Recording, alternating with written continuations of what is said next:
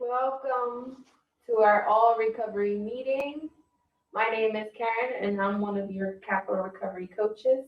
Welcome, everyone. My name is Michael, one of your capital recovery coaches. Thanks for tuning in today. We have a lot in store for you guys.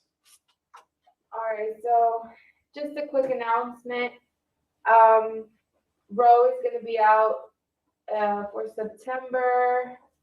It's going to be out next Wednesday, September 8th, at Wendy's on 39 East Broad Street. What else?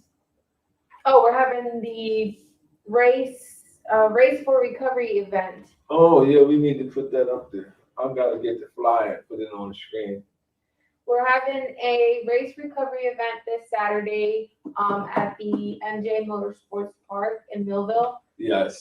I believe what did Melissa say? The first 100 and I think 100 and 120 people who register get to go in for free. It's going to be paid for by us. So please join. It looks like it's going to be a super fun event. You get to watch the air show also after the race, after the walk, and then the race. And go to Capital Recovery Center's page, and you'll see the flyer, how you can register and all of that. It's going to be a great event, and that's this Saturday. This Saturday on the 4th. Also, every month we have a Spotlight Recovery. Spotlight Recovery is someone that we spotlight for who have been successful with their sobriety or all through their recovery walk. We have that Spotlight Recovery every first Friday of the month. In that whole month, we give them hearts and we give them big up and we give them comments and we spotlight them for Spotlight of Recovery for the success that they have had. This month, we will be spotlighting a very great dear person to all of us. So check out our Spotlight for Recovery tomorrow and all this month. If you would like to be someone who would like to be a Spotlight Recovery person, the purpose of us having Spotlight Recovery is someone that you may know might be inspired to change their life of recovery when they see that you were successful at it. I might can tell them and never knew them personally and tell them that they could do it, and they might not take my word on it. But if they hear from you and they see that you were successful, it's possible that that might instill some hope in them, and then they will walk in that process just like you did. So don't forget, Recovery Spotlight, Spotlight on Recovery, spotlight someone every first Friday of the month. And if you would like to be one of those particular individuals, with your permission, just follow the link when you see us post it and fill out the proper information. And next year, one of those months will be yours. All right, what we got? So today, shout out to our brother Craig. He's not here today, so we're going to fill in for him. He's right here. But anyway, so we're going to keep it rolling and hope he's doing okay and everything. We really missed about it. So we're going to talk about lesson today is 10 lifestyle changes for long-term recovery. This is something that was provided by heronproject.org. The link is in the description on this particular live, where you can get the same handout that we got from the website. But they have a lesson on this called 10 Lifestyle Changes for Long-Term Recovery. It's very, very good stuff. You want to read first? Want me to go? Okay. When considering how to make long-term recovery sustainable, there are both internal and external influences that play a major critical role in successful sobriety. Now, this is one of the things I love. I have a saying, or I teach about. It's an inside job.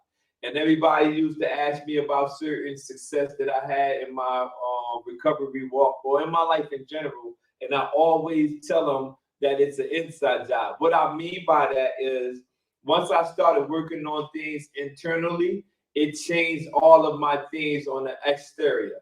It changed my outside surroundings. So it says both the internal and the external influences play a critical role in successful sobriety. Recovery is far more than the abstinence of substance, and this belief is a major contributor to the chances of relapse. For people in recovery from alcoholism or substance use disorder, it's often our lifestyle. It's often our lifestyle that hinders meaningful recovery. Whether it be an abusive relationship, going out to a bar with friends, or being surrounded by negative influence, these external lifestyle factors require special attention early on in one's recovery journey. Likewise, internal factors such as unaddressed mental health problems, lack of exercise, and stress-inducing environments are equally susceptible to relapse-prone behaviors. Without addressing the lifestyle factors that lead to substance use disorder, the chances of maintaining long-term recovery are frighteningly low. This is it's a lot of things that I always tell people. Get down to the core is a term or a phrase that I use, and that simply means the substance. When we take away the substance in our life, when we take away the thing that we were accustomed to doing for many years, we now have to get down to the core of why we actually continue down that path. Now, most people have a lot of list of things that they have as the core reason why they do something. And I'm not here to debate if they're right or wrong. I can only speak from my own personal experience. My main reason was I was an insecure man. And it's so funny because me as youth, as a young person growing up, being an insecure person, and now I speak everywhere. It's like it don't like dang, all these years. The reason why I didn't want to talk to people or be around or whatever is because I was insecure, so I would use drugs. When I used drugs, I didn't care if I was talking to a person or a bear. I was I was able to talk to them. But when I got down to the core of why I did it, I associated with me being insecure. So that's why it's very frightening if we don't get down to the things that's on the internal, and if we only focusing on the external. According to Samsha, there are four major dimensions that support long-term recovery. These is very good. I study these all the time. They are health, home, purpose, and community. Health, home, purpose, and community. So today we're going to go over all four of these particular areas that Samsha says are four major. They didn't say they was minor. They said they are major dimensions that support long-term recovery. So the first one, let's go to the first one. We're going to talk about health. Under health, we have three different topics under there: exercise, nutrition, and spiritual fulfillment. So with the first one, we're going to look at health. All right. Oh, you got it? Yeah. Overcoming or managing one's disease or symptoms and making informed, healthy choices that support physical and emotional well-being. So number one is exercise. Research suggests that exercise and physical activity can help to improve symptoms of anxiety and depression. Going for a walk first thing in the morning, setting up a schedule for the gym, or playing a recreational sport are all great ways to get into exercise. The key is start with something comfortable and fun. It's much easier to exercise when it doesn't feel like a chore. This is so profound. Let me show you how powerful this is when we're talking about lifestyle changes for long-term recovery. She read and she says one of the things is going for a walk first thing in the morning. So we have a virtual walk that we're doing for recovery, right? And check this out. Today, my coworkers, they went for a walk. They walking for virtual recovery. They walk all the time, but today, with a purpose in mind, they was walking for the virtual walk. But right after that, it says setting up a schedule for the gym. Like after work, I have a time that I set up for going to the gym. This is the time that when I get home, I give me some water and I calm down and I go down to the gym. So it's exercise is one of the very important dimensions that we have to think about. Now, granted, whatever your exercise may be, you don't need to compare it to another. Meaning, like, you don't have to work out as hard as others do. You don't have to lift the same weight. You might just walk. You might play sports. You might do some type of exercise like that. However, exercise is very important. Go for a walk. If you want to join our virtual walk, I'll put the link on my in the social media page on Capital Recovery page, so y'all all can join in and do this virtual recovery walk with us. And last year, just to let y'all know, we won the most steps. So you might get a nice little present. Yes, I forgot we got cups, mugs, and everything, and a pair of socks. Yep. Recovery socks. Recovery socks. We have a question over here. All right, what's the question then? Leslie says, "How do I get my brother to follow through with support after rehab?" The best way to get them to follow through with support after, I believe, is just keep connecting them to somebody that's consistent.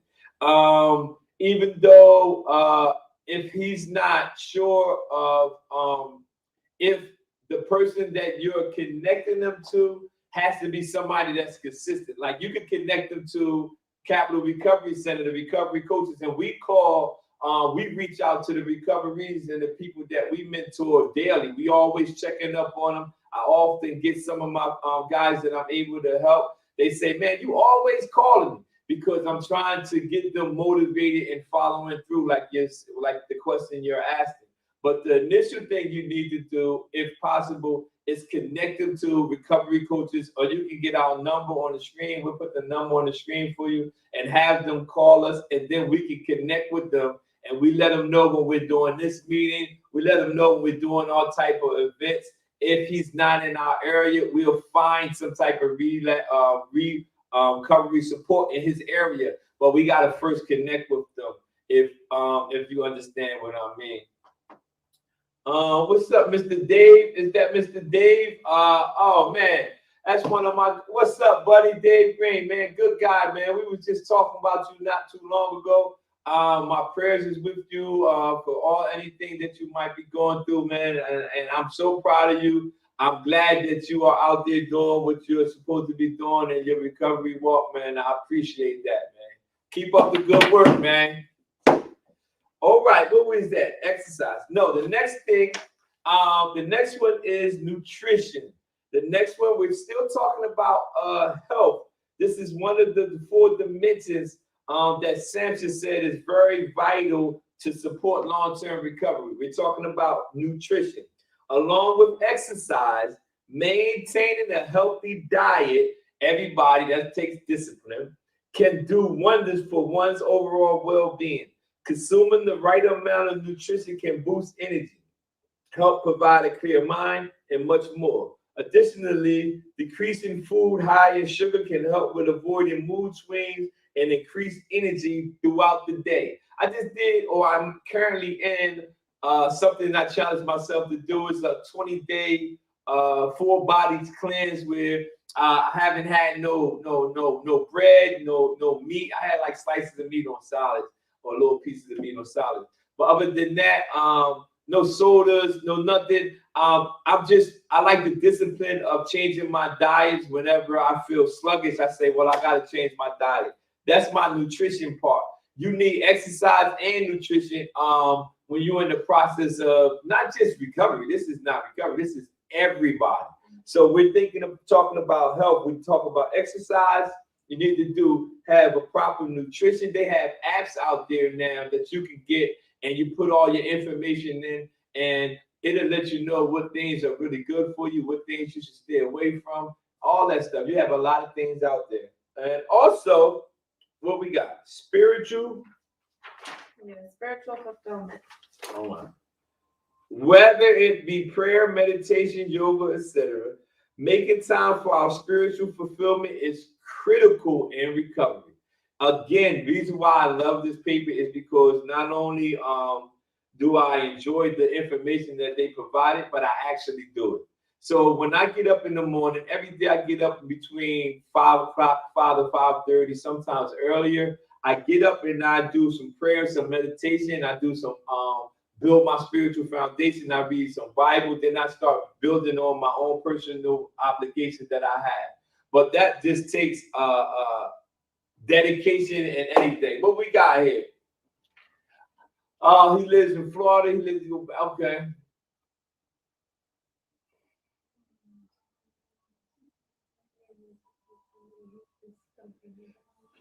All right, after we get off of the live, I will reach out to you. Me and Karen will reach out to you, and we can see how we can try to find some things to help you. Okay, Leslie.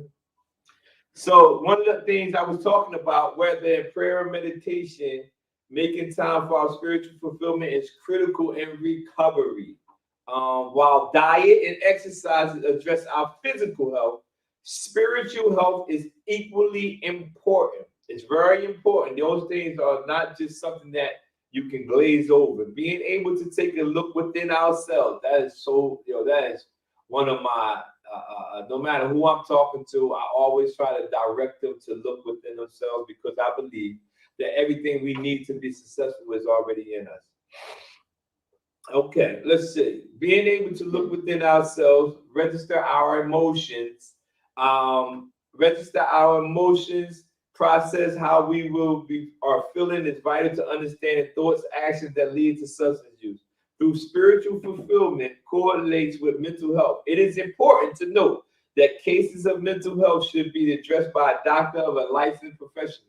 Just because is that correct? Just because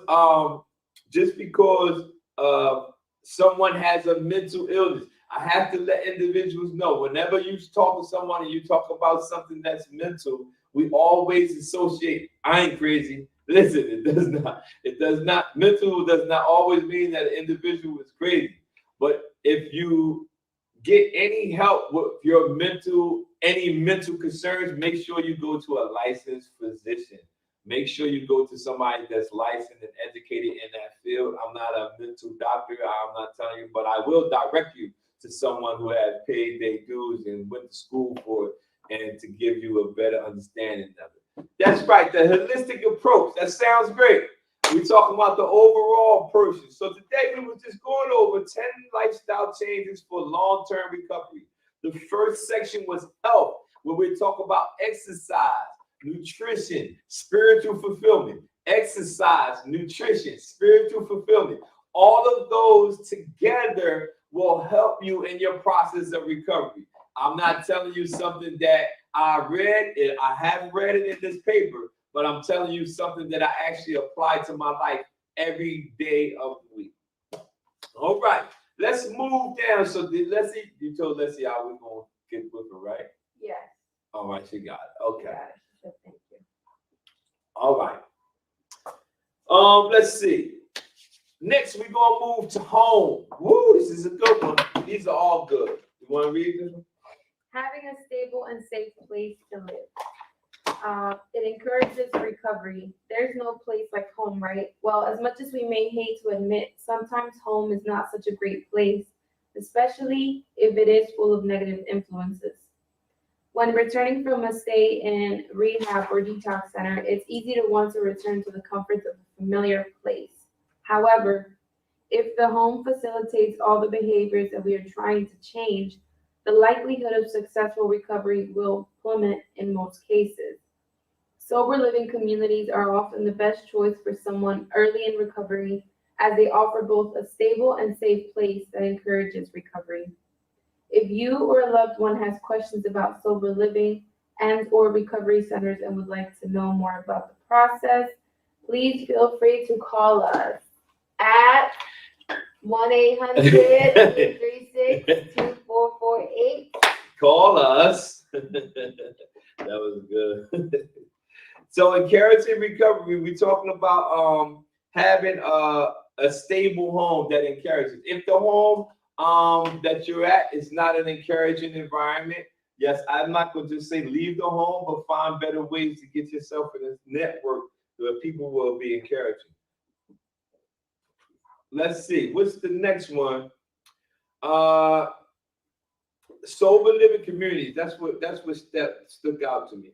If you are in need of any sober living funding and you would like to come to different places to be a part of a sober living environment, We have funding available for anybody who's coming out of treatment or are looking to get into some type of sober living home. Just contact us, and we can go through the process of seeing about finding you an available bed in certain areas for sober living. So I wanted to point that out because the sober living environment is conducive. It helps you in the process of trying to maintain your sobriety. Accommodation of independent living and rehabilitation is vital. That's right, Mr. Craig Dangle. He's a good guy there, man. He's a good guy, man. I'm glad I tagged him in this video. Hey, let's go to what we at, number 5, triggers. So we're still talking about home. We're talking about the 4 things here that Samson said are 4 major dimensions. One of them was health. This one is talking about home. Number 5. List negative influence triggers of people, events, or situations that lead to substance use. And abusive or codependent relationships, roommates who party all the time, or living with other people who use the substance are all examples of common triggers that will most often lead to relapse if one is always surrounded by them. Removing the conditions from the home life can change the trajectory of recovery for the better. However, sometimes it's easier said than done.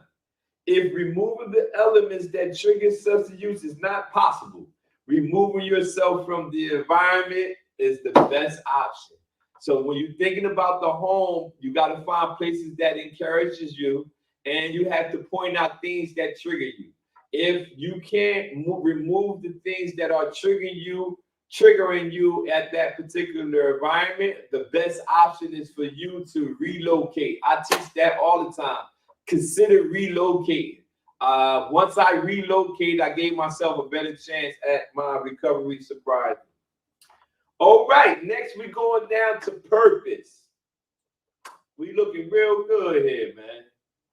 This is good. Purpose is conducting meaningful daily activities and having the independence, income, and resources to participate in society. Nice. So 6 is schedule. How we conduct our day has a huge impact on the choices we make. Setting a schedule that balances work, play, social life, and sleep is perhaps one of the most important elements in maintaining sobriety. A schedule gives us direction throughout the day, and a balanced schedule ensures that stress remains at a tolerable level. Try to eat meals at regular times and put yourself on a sleep schedule to ensure an adequate amount of rest. Include a positive or fun activity in your schedule that you can look forward to each day or week, and schedule exercise into your daily routine. Schedule. I am a scheduler. I like to make schedules. I plan ahead. I'm often a person that if I could start a task, I have to complete it before I move on to another task. You know, sometimes people start stuff, can't finish. I'm the opposite. I can't start something, stop it. I have to finish it before I move on, or I would just be, I gotta finish this. You know, it's really weird. But I schedule my time. All of us have 24 hours in a day. Nobody has more, nobody has less. We all have 24 hours in a day. We have to learn how to properly schedule our time. I know I want to do this around this time. And of course, things change during the course of our day, but that doesn't stop us or give us an excuse not to schedule. So one of the things that you should do is do a lot of scheduling. Another one that deals with purpose is helping others. Helping others. Sometimes taking a break from our own struggles and focusing on helping other people is the perfect way to feel good about ourselves. People who struggle with substance use disorder often find themselves in an infinite loop of self-depreciation, leading to feelings of worthlessness and helplessness.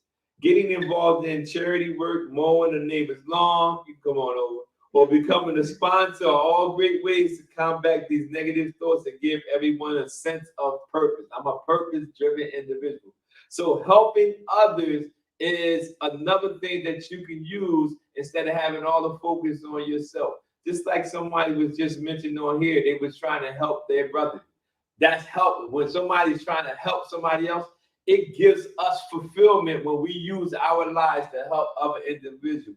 That's why I always tell people when I go out my house to go to work, it doesn't seem like I go to work. It's because I'm doing something to help people, which I enjoy doing overall. So when you're helping individual, it takes some of the burden off or the focus off of some of your problems.